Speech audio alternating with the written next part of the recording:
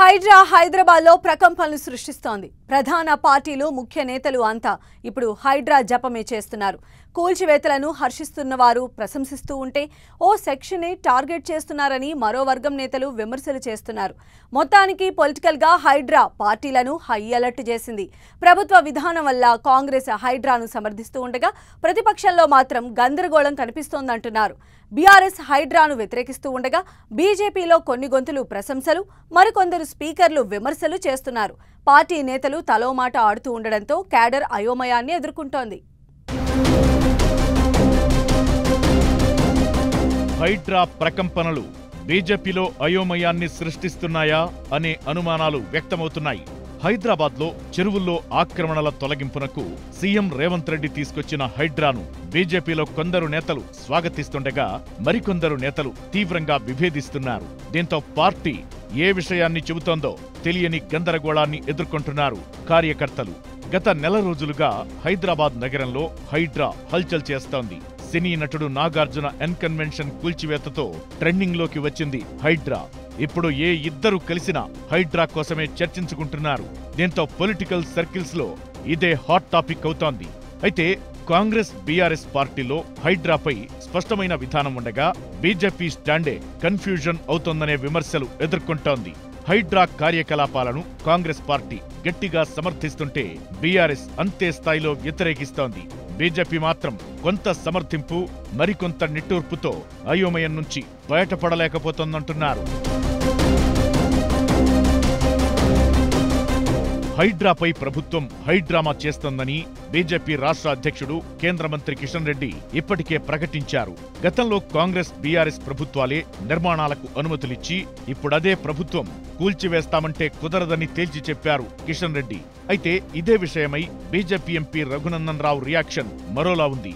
సినీ నటుడు నాగార్జున ఎన్కన్వెన్షన్ కూల్చివేతపై ప్రభుత్వానికి out right గా సపోర్ట్ చేశారు రఘునందన్ రావు. మీరు కూల్చేయండి, నేను చూసుకుంటా అన్నట్లు హైడ్రాను వెన్నుతట్టి ప్రోత్సహించారు రఘునందన్. ఇదే సమయంలో బీజేపీ సీనియర్ ఎమ్మెల్యే రాజాసింగ్ సైతం హైడ్రా కార్యకలాపాలకు మద్దతుగా వ్యాఖ్యలు చేశారు. ఎంఐఎం నేతలకు చెందిన ఆక్రమణలను తొలగించాలని, ఈ విషయంలో హైడ్రాకు తన సపోర్ట్ ఉంటుందని ప్రకటించారు రాజాసింగ్. ఇలా ఇద్దరు బీజేపీ ప్రజాప్రతినిధులు హైడ్రాకు మద్దతుగా మాట్లాడుతుండగా ఇదే సమయంలో మరికొందరు ప్రజాప్రతినిధులు హైడ్రాకు వ్యతిరేకంగా గళం విప్పడంతో బీజేపీ ఏదో గందరగోళంలో చిక్కుకుంటోందని వ్యాఖ్యలు వినిపిస్తున్నాయి. రఘునందన్ రావు, రాజాసింగ్ హైడ్రాను సపోర్ట్ చేస్తుంటే బీజేపీ ఎంపీలు ఈటల రాజేందర్, డీకే అరుణ, బీజేఎల్పీ నేత మహేశ్వర్ రెడ్డి హైడ్రా పనితీరుపై తీవ్ర విమర్శలు గుప్పిస్తున్నారు. ఇక కేంద్ర మంత్రి బండి సంజయ్ కూడా హైడ్రా పేరిట బ్లాక్ మెయిలింగ్ చేస్తున్నారని ధ్వజమెత్తుతున్నారు. ఇలా బీజేపీలో మెజారిటీ నేతల వ్యాఖ్యలకు, రఘునందన్, రాజాసింగ్ మాటలకు పొంతన లేకపోవడంతో కమలం పార్టీ స్టాండ్ ఏంటనే ప్రశ్న తలెత్తుతోంది.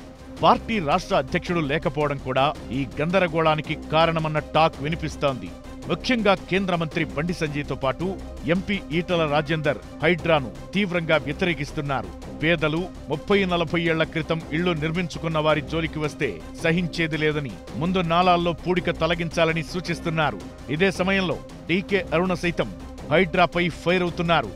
ఆక్రమణలు జరిగాయని గుర్తిస్తే ఎల్ఆర్ఎస్ పేరిట క్రమబద్ధీకరించి ప్రభుత్వం ఆదాయం సమకూర్చుకునే మార్గం ఉందని, కానీ కాంగ్రెస్ నేతల ఆదాయం కోసం కూల్చివేతలను ప్రోత్సహిస్తున్నారని విమర్శలు చేస్తున్నారు ఎంపీ డీకే అరుణ. ఇక బీజేఎల్పీ లీడర్ మహేశ్వర్ రెడ్డి కూడా హైడ్రా కమిషనర్ రంగనాథ్ పై తీవ్ర స్థాయిలో విరుచుకుపడుతున్నారు. కమిషనర్ రంగనాథ్ పై ప్రివిలేజ్ మోషన్ ప్రవేశపెడతామని హెచ్చరించారు మహేశ్వర్ రెడ్డి.